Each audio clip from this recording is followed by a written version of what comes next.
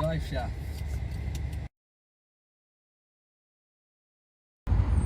Welcome to day 2 of making radiator pipes.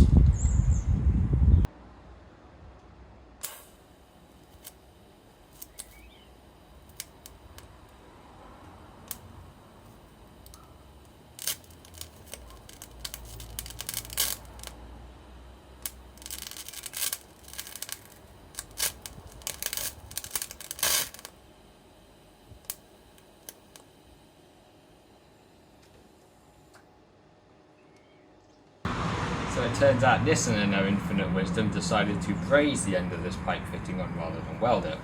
I've just spent the last 10-15 minutes with a die grinder cleaning it out. Admittedly I probably should have filmed it.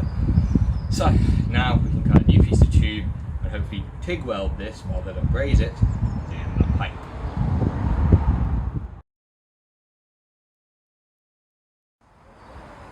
Two hours later, and we're back to where we were before. Despite my best efforts of getting rid of all the solder around this joint, when I've tried to TIG weld it, it still appears to be bubbling and contaminating the weld. So instead of TIG welding it, I'm going to try TIG brazing it. For the last few weeks, fortunately, I've been teaching myself to TIG braze to help my dad with a small model steam loco project that he's been working on. So Dad, I'm stealing a couple of rods. Before I do that though, I'm going to finish TIG welding this steel joint because that's going to be the hotter and it's going to require more material than planned.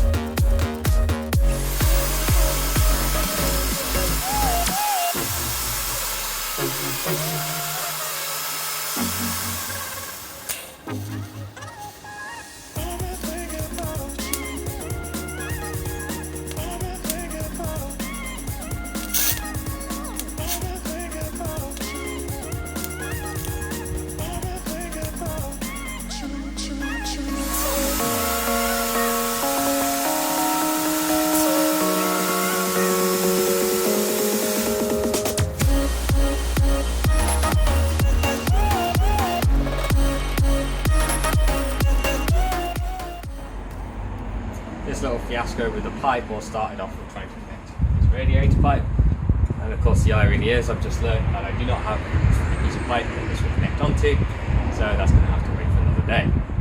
What we can do, however, though, is continue creating that pipe on the back of the water pump and connect it into the radiator.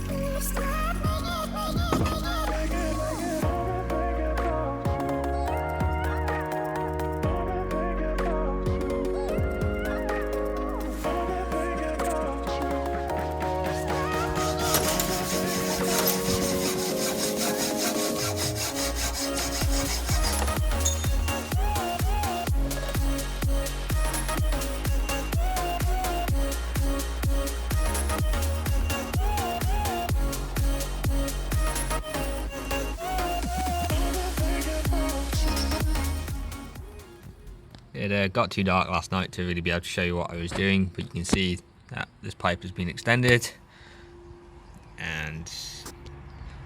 ends altered there for it to be able to connect into the radiator.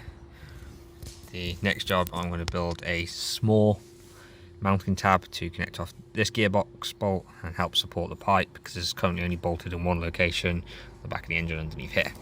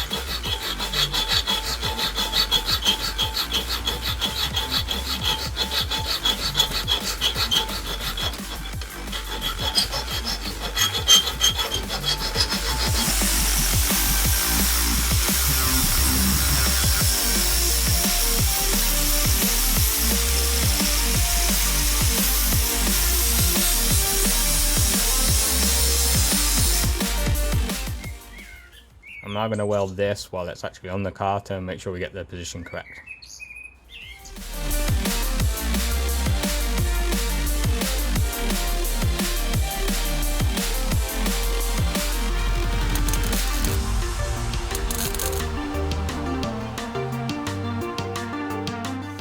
With the mounting tab welding in place, the next step was to relocate the outlet for where the thermostat bypass hose connects onto.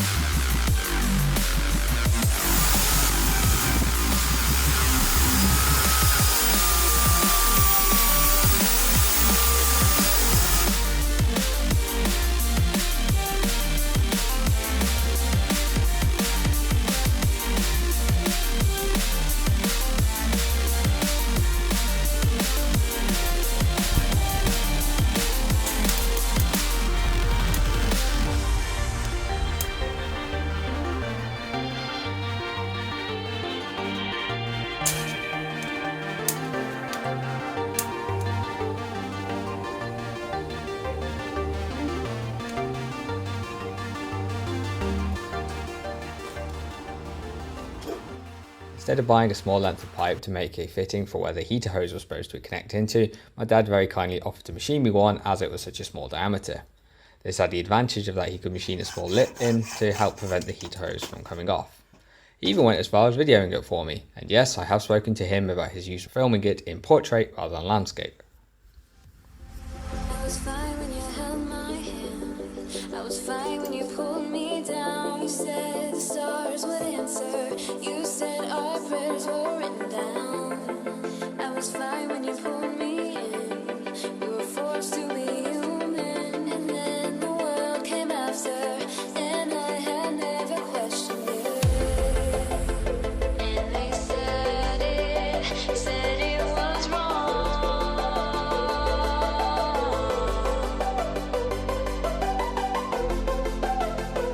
But we started it all.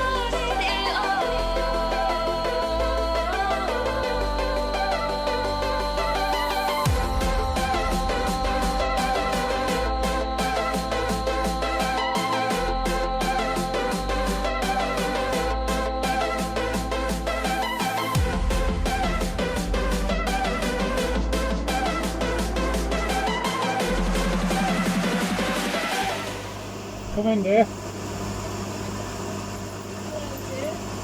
Brought you a cup of coffee. How are you getting on? Oh, thank you. Just drilling a 5mm pilot hole here. Come and have a look. Wonderful. I'll let you concentrate. Okay, see you later. Thank you for the coffee.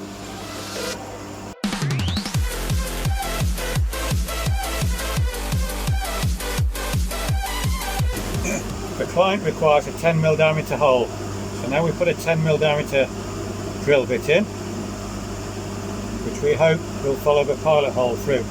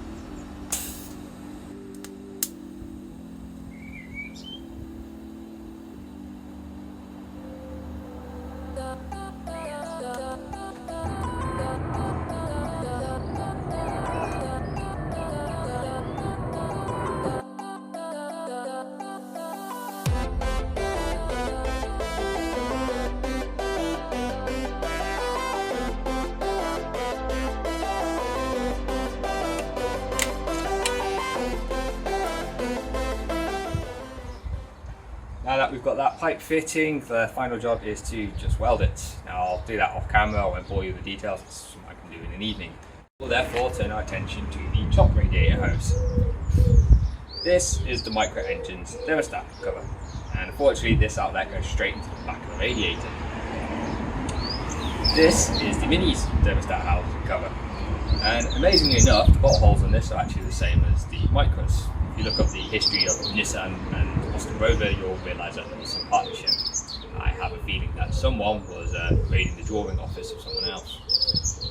This unfortunately also goes into the back of the radiator.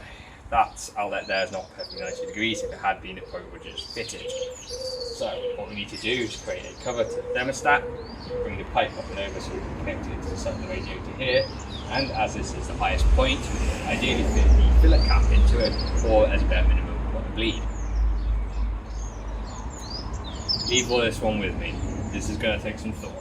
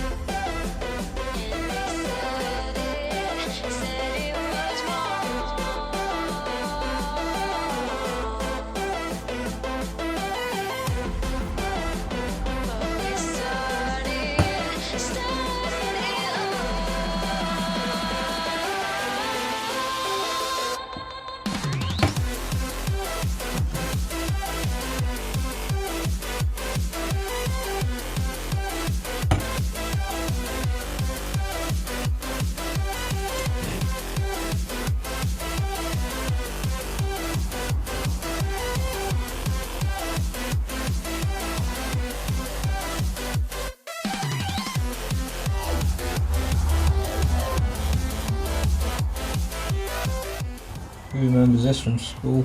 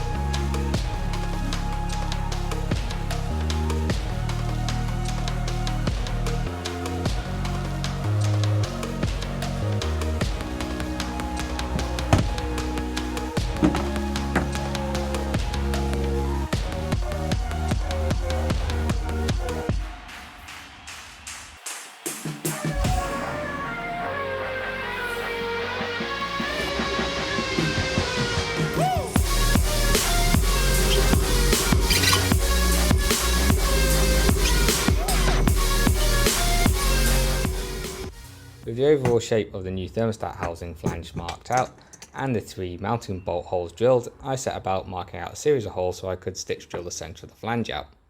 What I wouldn't give for a lathe with a 3-jaw chuck or a decent sized hole saw. But ah well, needs must.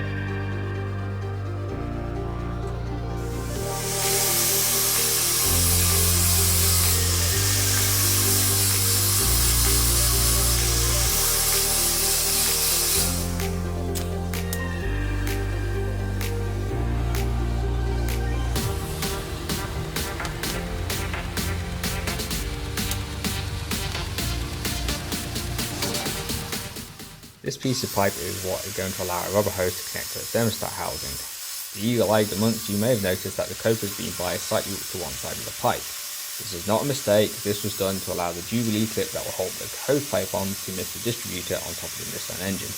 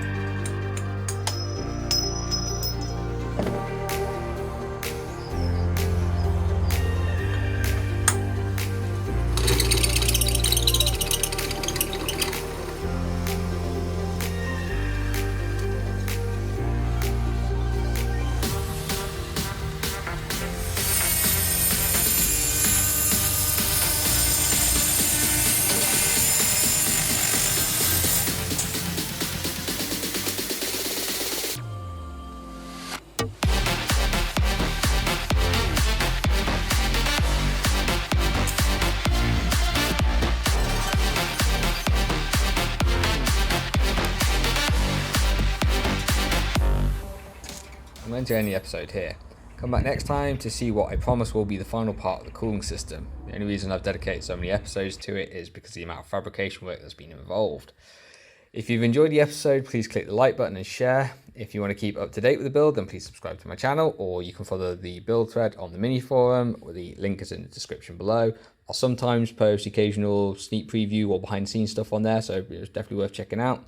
And finally, if you want to see any more videos on the build, then please click the link that should be on screen now. Thanks for watching.